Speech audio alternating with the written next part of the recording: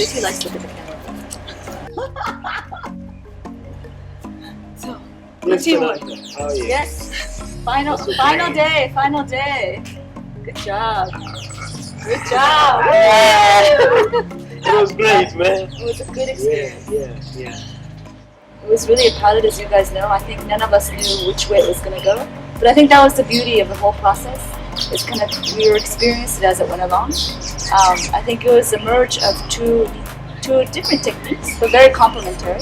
And I think that was also the pilot, to see whether these two techniques, basically the participatory video, I mean, Fernanda, you will have more to say about that. And then basically the evaluation, I think we could probably comment more on that, how those two processes merge together.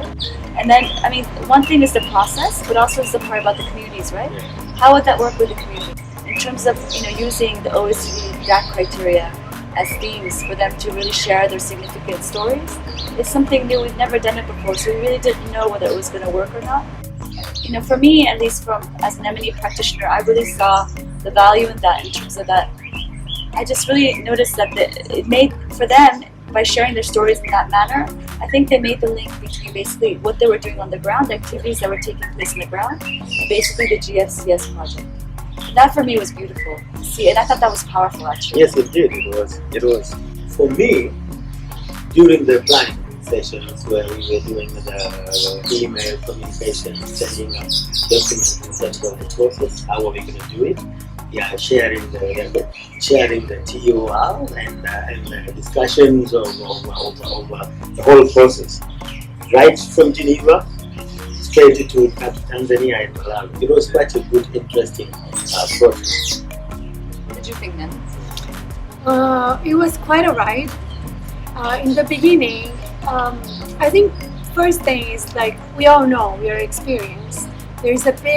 Usually there is a gap between the planning, the paper, right? And then when we go down to the field, because then we are facing the reality of the community, the aspect of when they need to stop. We have one thing in our mind that we can work X amount of hours or do X amount of activities part of the whole process. But when we hit the ground, we realize, no, hold on, things are not like that. So I think one very important lesson learned is be flexible with the planning, like putting the planning into practice, yes. Right? Yeah. And then actually that comes up very light in terms of planning. Remember, our working schedule was to start at 8.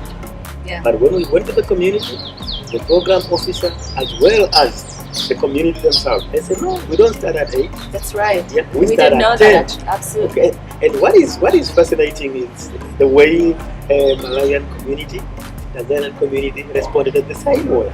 They said, no, we cannot go longer than 4.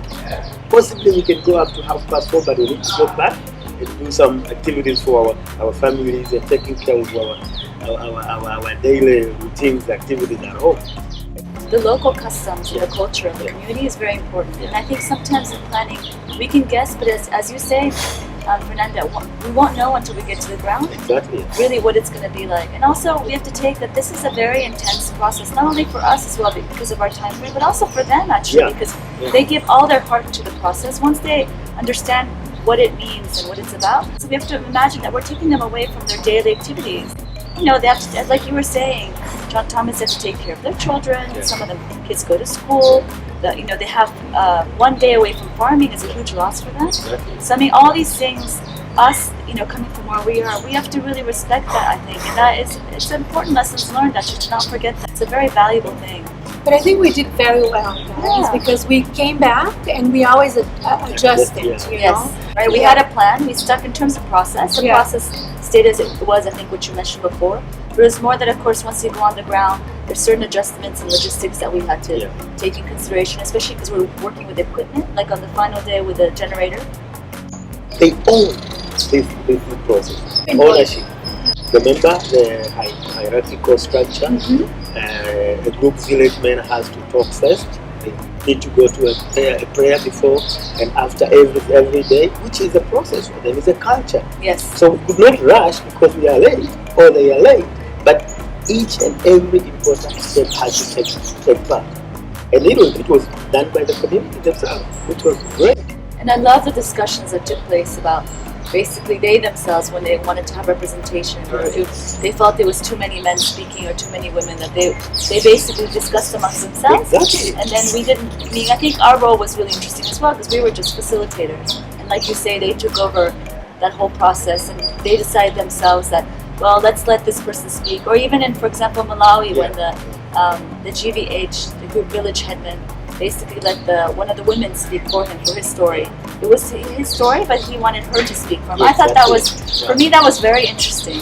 And I also really enjoyed that video process where she started spontaneously interviewing somebody else, which for me, that was the power, right? Giving them the power to direct their own story. I thought that was great. I really, really enjoyed watching that. Yeah, actually, in terms of the process, for me, it was quite a good experience, and I've learned a lot. And I also see the importance of working on a regional level in terms of peer-to-peer interactions and learning from each other as a peer group, both because of we are implementing the same GFCS project for Tanzania and Malawi. It was quite a good experience. From a PV expert perspective, I have 8 years of experience in PVs. Just to give a bit of a context, I've done about 12 participatory video projects for IFRC alone, besides other organizations. But I can tell, and I'm so grateful for this. It's like a Christmas gift. Yeah. This was the project that I learned the most. It was the most challenging for this 8 years. The most troubleshooting. But this is the beauty of it, right? 2 weeks, right? Because how can you develop yourself really as a practitioner if you're not put on fire? Multiple challenges at the same time, and we had to troubleshoot. So I was a bit like, okay, how is this going to work? But I think this is very good. A message, a very key message is you have to have good dialogue and good relationship with the team. How can we together figure a way, to move forward?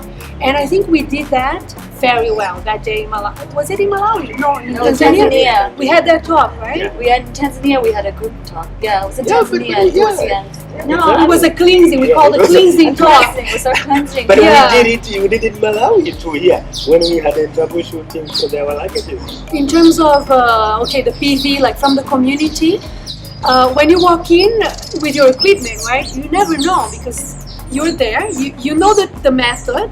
You're trained. You have experience, but you never know what type of community you're gonna find, right? Because you need their engagement. And they surprised me a lot in terms of how fast they learn, how much they take ownership of the process, because that is a key point. We as a team respected the golden rules. When we were here, we wanted to pilot a method, but we don't want to touch another. Yeah, exactly. It was the messages, the stories were decided by the community, Yes. were voted by the community in a very democratic way. They were filmed by the community, decided by the community how they want to film, what background they want, how they want to speak. Do they want to sit down? Do they want to stand up? It's not me, it's not us directing the scene. The editing part, right, was very, very participatory. They edited both communities their film. So it was them telling me how to order the stories, for example. Let them discuss and they will come with a conclusion. Yeah. And then they tell me, yes, that story will come first. And then you do it, And then That was finally the fantastic. screening. It's very important. We cannot leave the community without screening back, because that's their films, their process, their story. We had the big screenings in the two communities. And the final golden rule, don't leave the ground without giving their film to them and giving the photos of all the process. Yes, but we want similar things, right? I think some of the things you were saying, you were touching upon, are also very important for us in our M&E world, right? Basically, the voice of the community. I mean, that's key. In programming, we want to hear the voice of the community. We don't only want to design programs, for the community, but we really want to design with the community.